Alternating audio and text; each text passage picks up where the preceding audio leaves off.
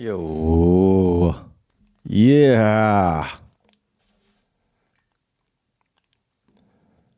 Let's see.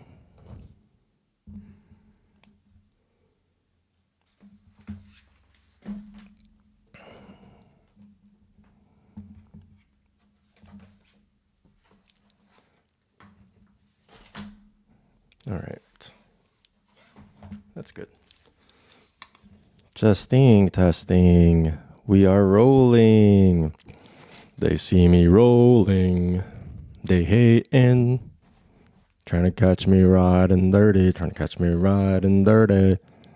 Okay, rolling.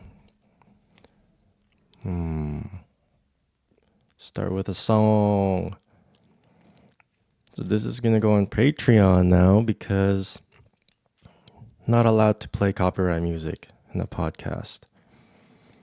Unless you want your videos to go to 10 people only. Oh, here we go. All right, guys. I'm going to close this for a second. Yo. Welcome to number cuatro.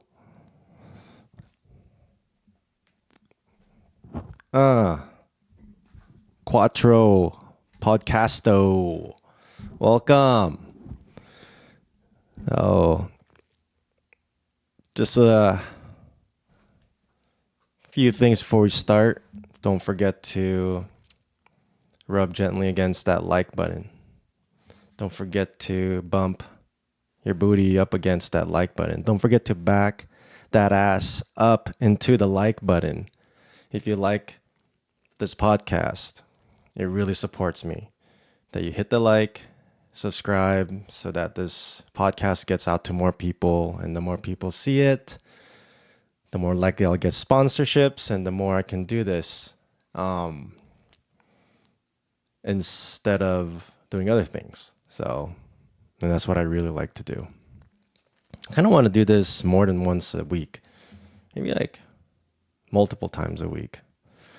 I feel like there's a lot to talk about. There's a lot of things I want to talk about, a lot of things I see that I want to address and comment on. Both serious, philosophical, funny, personal. Just my own journey has been fucking crazy. So, yeah. So please like and subscribe if you're enjoying the podcast.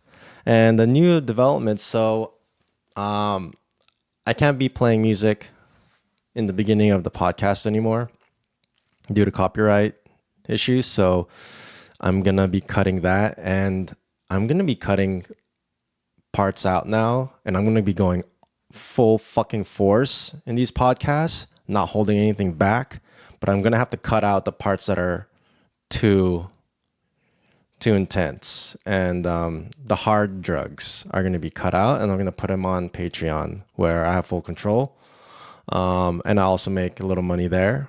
I think I'm going to charge $5 a month. If you want to join Patreon, you get the full uncut version. If you want the hard drugs, if you want the unlimited version, sign up for the Patreon. I'm going to link that on YouTube, Instagram, in the bio. So cool. So yeah, no more songs in the beginning, but you can check that out in the Patreon, and the songs will be there. All right, let's go.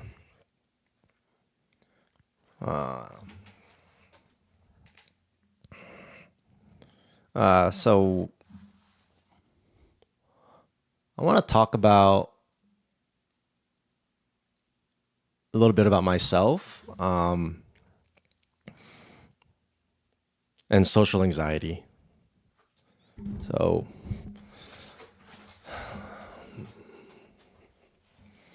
I have a lot of social anxiety. A lot. There were long periods of my life where I wouldn't respond to my friends' text messages and chats for fear of how I would appear if I would say something that wouldn't be cool, or funny or interesting or valid. So I just didn't feel what I had to say. I had so much pressure that I placed on myself for how I come off publicly, socially, so that I would just not say anything. And there'd be like half a year would go by, we wouldn't respond in a group chat. Oh, it's raining so hard. Okay. And then, yeah, I thought it was fucking like an earthquake. Wow, it's raining really hard.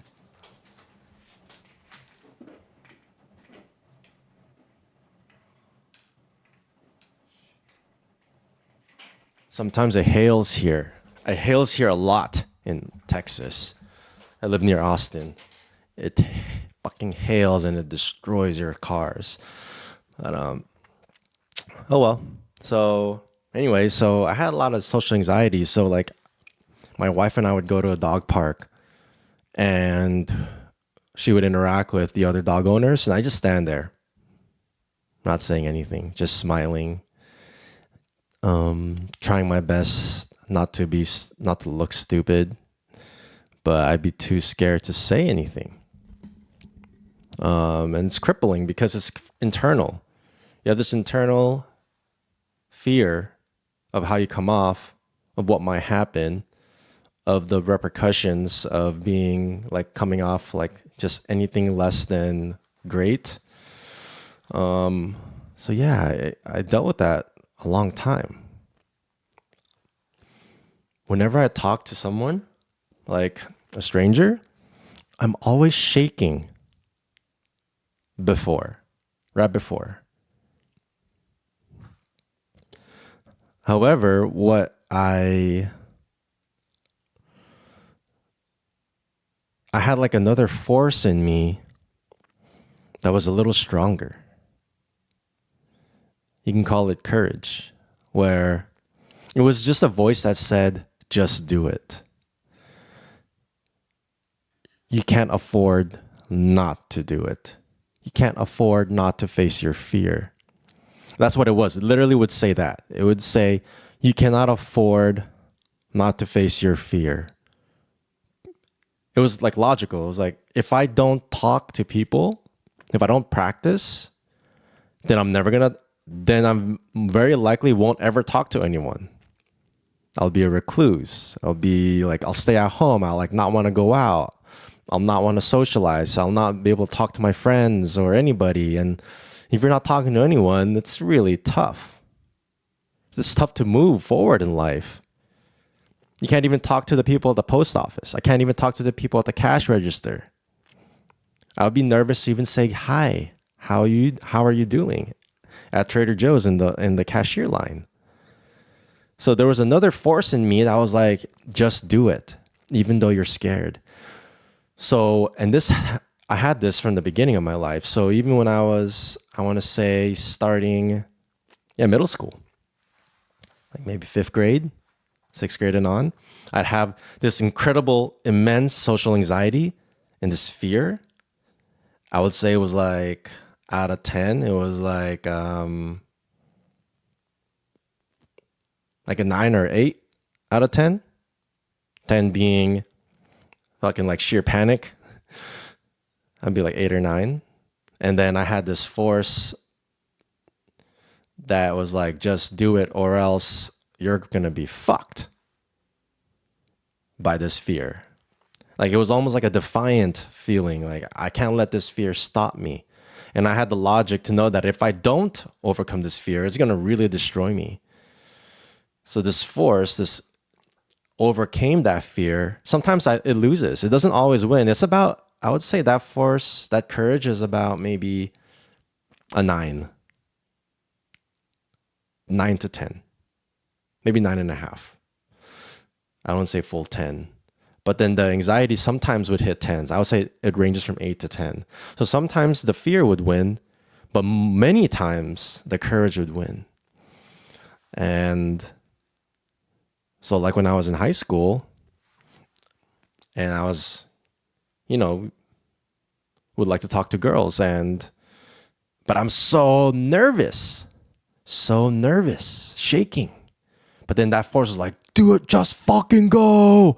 So like it would make me just move me and put me in front of that girl, and I would just start just talking, saying something.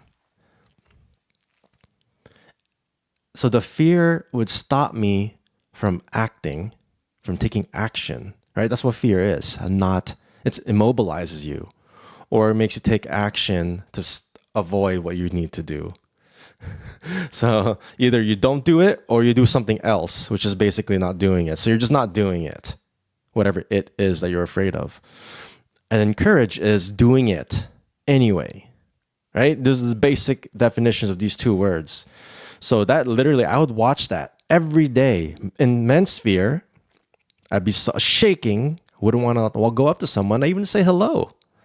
And I have these immense courage to just fucking go and do it. Like, just go, shut up and fucking do it. And I do it. And here's the thing. After, like, when talking to girls back in like high school, I went to all boys high school and Loyola. And for all the Cubs out there, and go Cubs. And in summer school, it would be co-ed. And I'd be like, yes, finally some girls around here. And, or at least like what was it? Yeah, it was summer school. And summer school is great. It'd be like 50-50 girls and guys versus 100% dudes. But yeah, so when summer would come around, I'm like, oh baby, I get to interact with girls. But I'd be so scared to do it. But what I notice is after the third or fourth or fifth girl, my courage pushed me towards to interact with, the fear, the anxiety would go away. Like each time I took the action to do that thing I'm afraid of, and the fear would drop like a whole 1.5 from like 8 to 6.5 to 5 to 3 to 2 to 1 and then 0. Not my fear in general, but my fear of that specific thing. So like, for example, interacting with girls, that fear would drop to 0. Because after the 5th time I'm doing it, I'm like, I guess that part that's afraid was like, what is there to be afraid of? Like I've had the fails. I've had the idiot moments where I would look stupid or I said something stupid or it was awkward or we didn't hit it off or they were just like not having it with me, not interested at all, completely reject me. All these things already happened. By the time I get to the 5th person, I've already gone through all the worst case scenarios. And I guess that part of me that was afraid is like, wait a minute, it's not so bad. The upside far outweighs the negatives because if I do hit it off with her, then it's a wonderful experience, even if it doesn't turn into a date. Because I think the wonderful experience, not just interacting with a girl, was more about overcoming that fear. I think I love to do that. I love to, when you face a fear and then you realize you're no longer afraid of it, I think that's the best feeling. To this day, I love that. Because it's like that fear is like a cage. It's like a cage inside your mind. It's so terrifying to do something, but then when you shed that fear, when you overcome it, you're out. That cage is gone, just dissolves, and then you're like, "Whoa, this is a whole new reality." And then I get addicted to that because I'm like, what else is a cage, a mental illusion construct that if I just keep doing it just 5 times, I jailbreak. I'm out of this cage. And I learned that when I was in middle school, high school. I say high school. High school.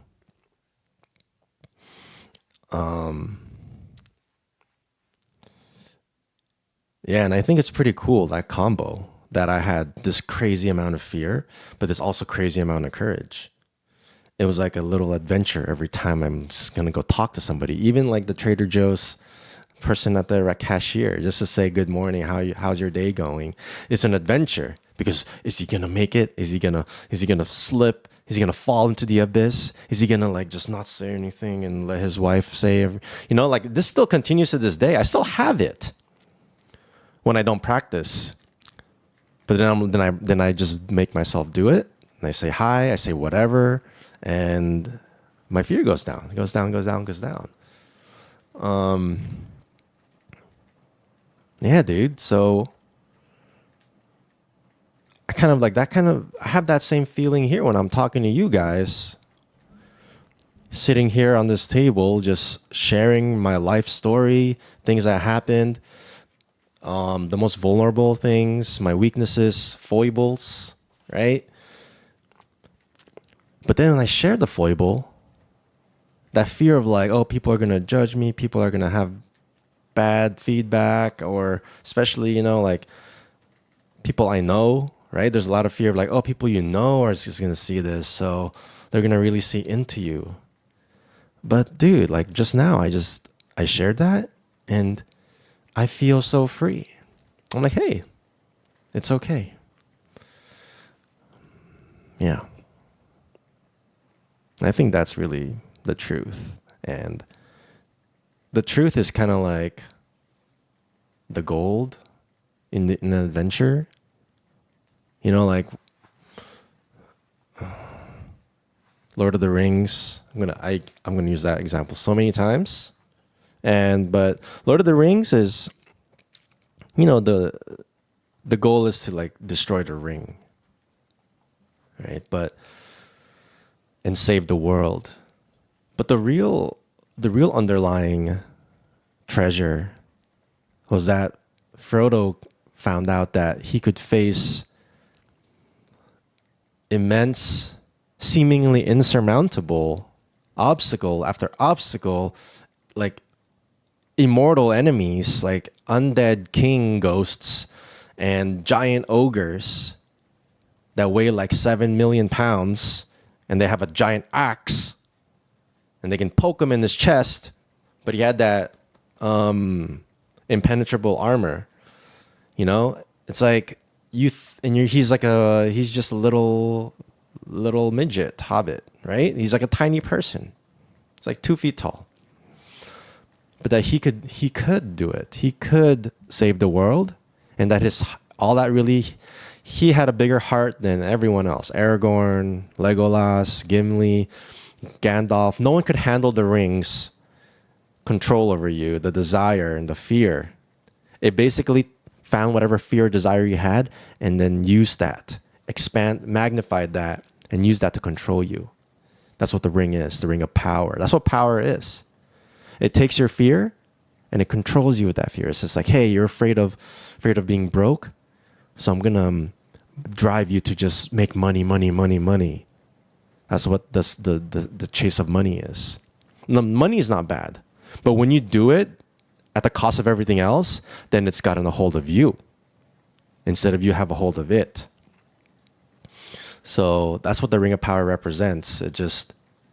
It takes whatever you have in there and twists it. And the thing with Frodo, the reason he could carry the ring so long, he didn't have much to twist.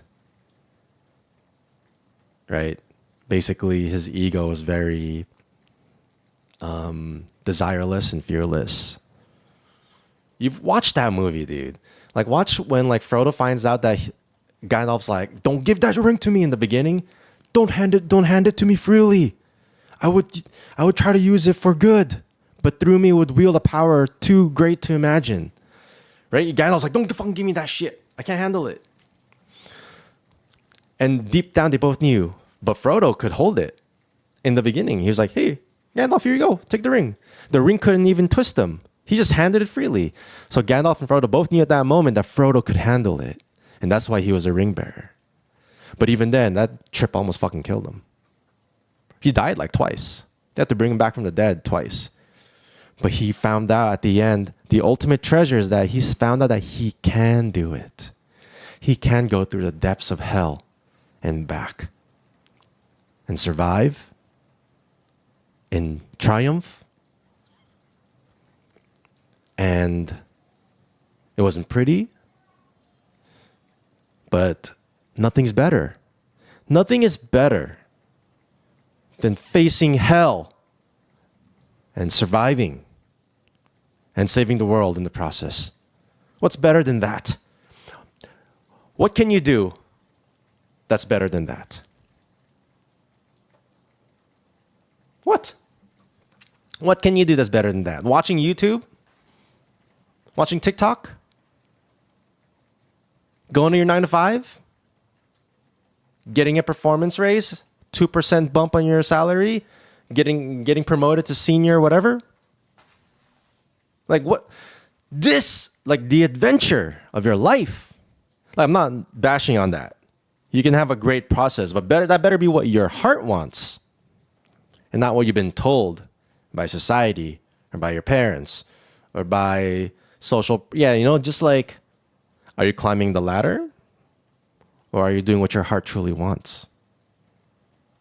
That's true courage. Anybody can go into corporate, climb the ladder, and do well. No offense, not everyone can, but technically that's what everyone's doing. But is that what your heart wants? Maybe your heart wants to do something else. That's the call to adventure for you, to do what you truly want. Even if you feel it's too selfish or too crazy. These are all fears, by the way. Too crazy. Oh, but it's too crazy. I can't do it. That's fear. Or it's like people will think I'm crazy. Or it's too selfish. Oh, people will think I'm selfish. Or I have to wait till I have enough money first. Oh, that's fear of security. I need money first. That's all bullshit.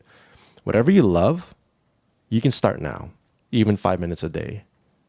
But if you're just waiting, you're really scared to start it because what if you're great at it? Or what if you fail at it? These are all fears. Fuck that. Just do it. Where was I?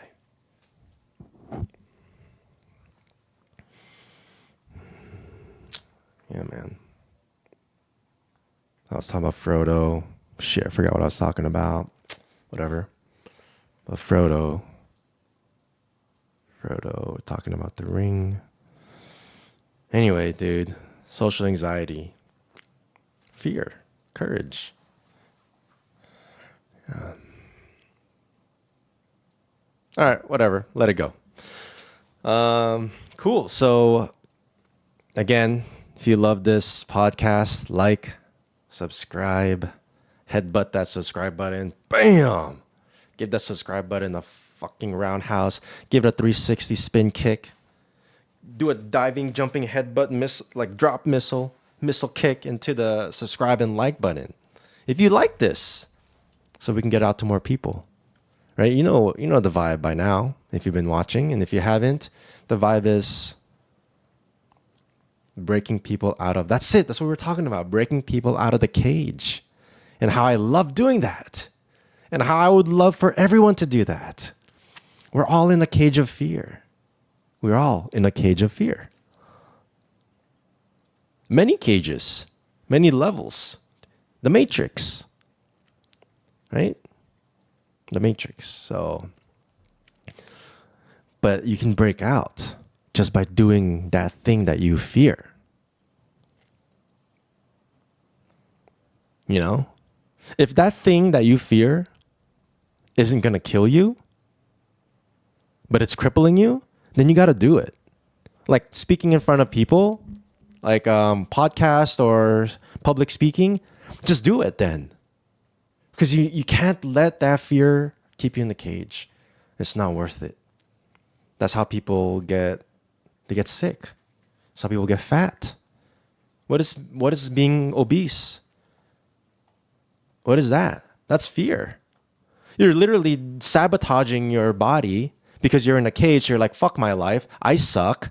I hate myself. So I'm just going to keep eating and make myself even worse off and destroy my body and destroy my soul, and crush any chances of me doing anything and kill myself. You're basically committing very slow suicide. That's what being obese is. That's what smoking is. Vapes, nicotine. Why the fuck do you need 50 milligrams of nicotine a day? When the Native Americans or indigenous tribes smoked pipes, it was tobacco with a little bit of, there was maybe a little nicotine there maybe. But now we've like fucking refined it and chemicalized it and add additives into cigarettes and vapes and really like weaponized nicotine. That's not how it's meant. Of course you're going to die from that. Dude. Same with sugar. Maple syrup. You know, you have to boil 50 gallons of maple syrup to get 1 gallon of actual maple syrup, like the sugar part. It's 90% water or something. So they have to keep boiling out the water until it's only maple syrup. 50 gallons of real maple juice or whatever. You have to boil 50, you get 1 gallon of maple syrup. How concentrated is that sugar? Yikes. Right? So in moderation, you know.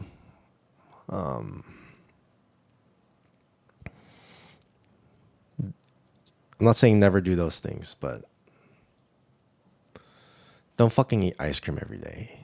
Don't fucking don't fucking watch social media 5 hours a day. Don't be on your phone more than like 2 hours a day.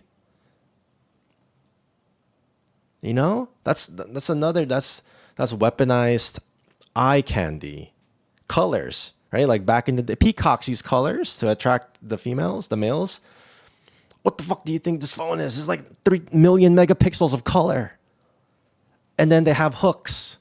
Like, check this out, you know, and then use text psychological hooks. So you got psychological, you got visual, it's emotional, sexual, right?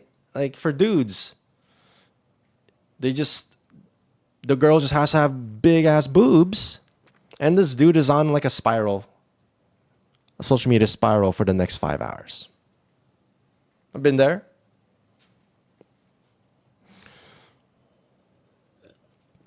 So I don't do any screens anymore. I have a child lock on it as an adult because that's how powerful it is. It is bigger than me. The phone is bigger than me. Right? Like David and Goliath. How did David beat Goliath? He had to accept that Goliath is bigger. Then he had to use a sneaky fucking trick of throwing a rock in a sling. That's how you beat Goliath. You don't fight him head on. It's too big. He's too big. You gotta be smart. It's the ego that's like, oh, I gotta fight clean. I gotta fight head on, or else like I'm gonna have an asterisk on my name. Like, oh, I beat him, but I used the rock. Well, the alternative is what? You're dead. What do you think being on your phone 8 hours a day for the rest of your life is? Death. What do you think doing this?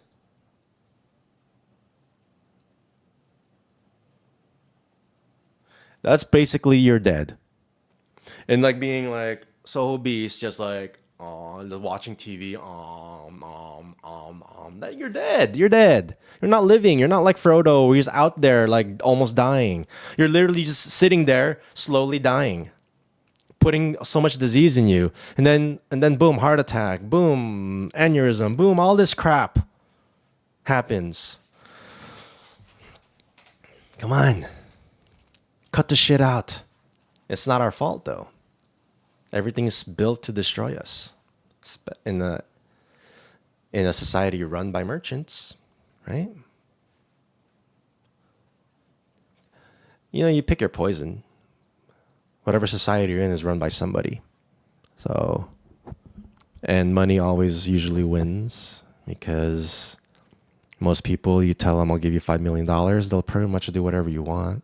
Here, for $5 million, do this. violate your values for 5 milli.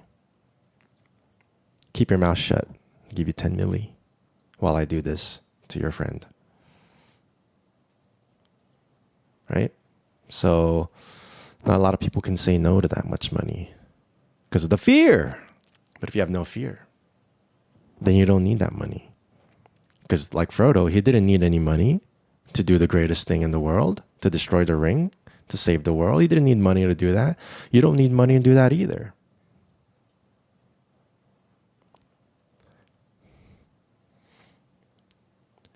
You can make your own way. You can use money. You can like have a job, but then like start a little side hustle. Start doing that thing you love. Let that thing grow. Little by little. That's how shit grows. That's how shit grows. You start it. Every day, show up. No excuses. Every day, 5 minutes a day. No less than 5 minutes. Just keep doing it. Break free from the chains, the golden handcuffs. Right? You don't want to be controlled by money. Especially corporate, dude. The most you're ever going to make is 300K. If you're CEO, you'll make like $1 million. Maybe you get stock options. That's better. But like, how many hours are you working for that? Right?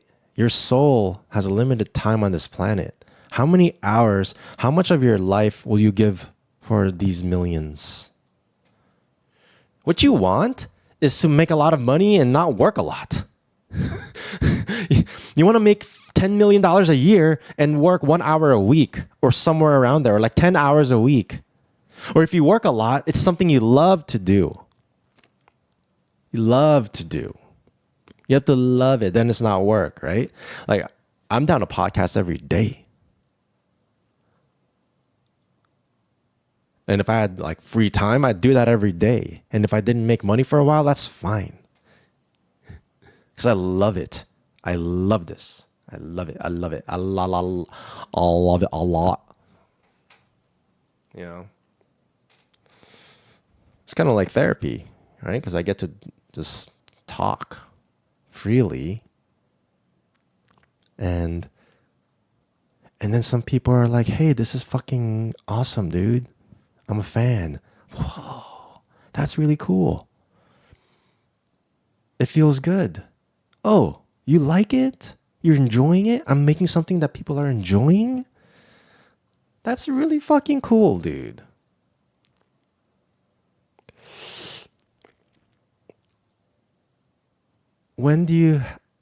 How awesome is that? To make things people fucking love.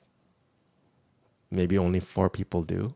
But dude, that's a lot of people. That's a lot of people.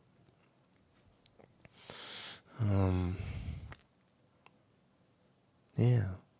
It doesn't always have to be about money. And I get the sense that if I keep that mentality, eventually the money will come.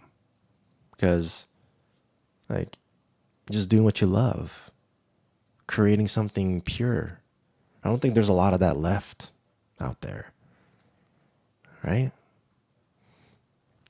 So yeah, I'm going to stick to this. I'm going to stick to this pureness and see what happens. Right? And even fuck what happens. I'm loving this moment right now. I'm in bliss. I am rolling. This is better than drugs. Better. This is what drugs try to reach. Drugs have a poster of this lifestyle on their wall to motivate them to make people happy.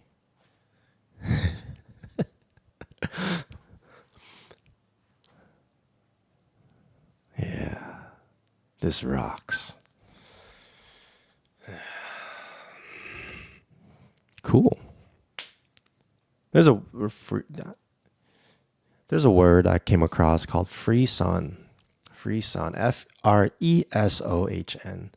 And it's this feeling that goes down your spine, like a tingle, kind of like maybe like dopamine getting shot down your spine. It feels good. Maybe it's like what you get when you're orgasming or when you see something really amazing, like a waterfall.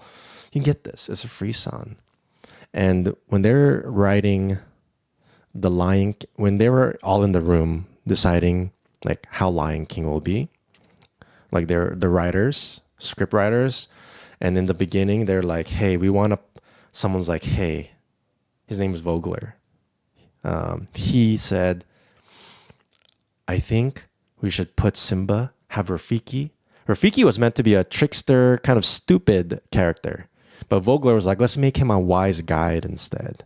Can you imagine if Rafiki was just like a comic relief, like Pumbaa and Timon, instead of a wise guide? How different Lion King would have been. So anyway, Vogler was like, "Hey, let's have Rafiki be like this, like shaman, medicine man."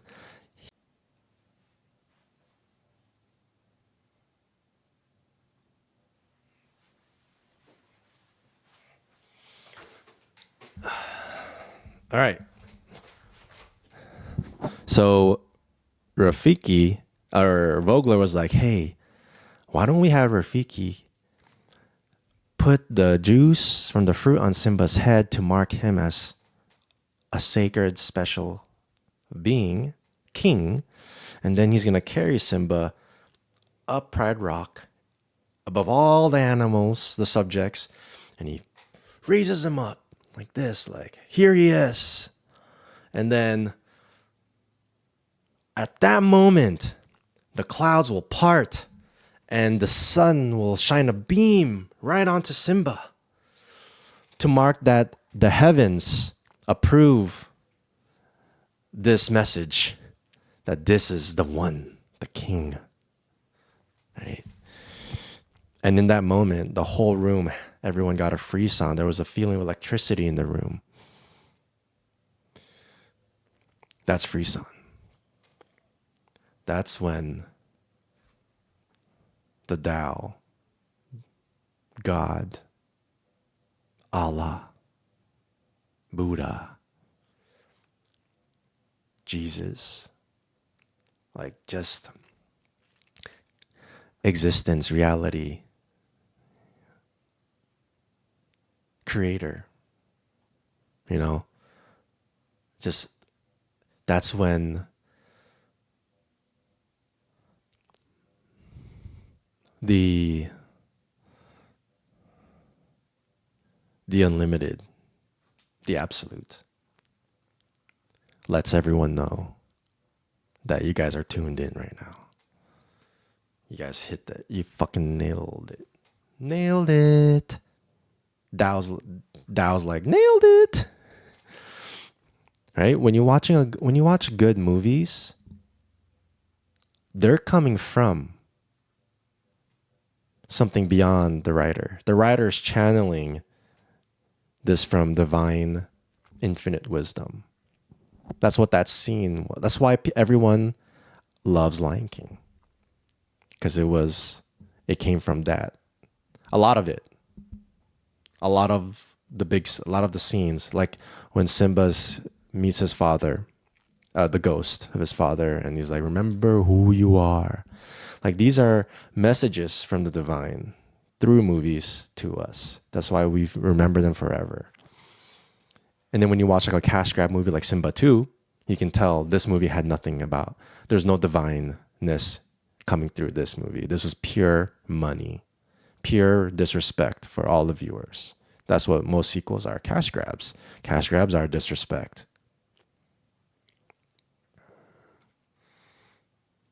If you watch Dumb and Dumber, that was creativity, which is just another word for divine inspiration. There's creativity, and then Dumb and Dumber, the second one, that's pure cash grab, right? You can feel the difference. All right, man. What time is it? I can't. Let's check the time real quick. I do have 2 kids and shit to do, so I wish I could just talk like Joe Rogan for 3 hours. But maybe someday. Someday. That's why I need y'all to like and subscribe. Then we can fucking party all day long. Oh man, it's already 8:59. I got 1 minute left. All right, well, then that's it for today. I see something told me it's time. All right, well, if you want the uncut, the unlimited, the full version, sign up for the Patreon. And don't forget to like and subscribe. Thank you guys so much for tuning in. I'll see you next week. Peace.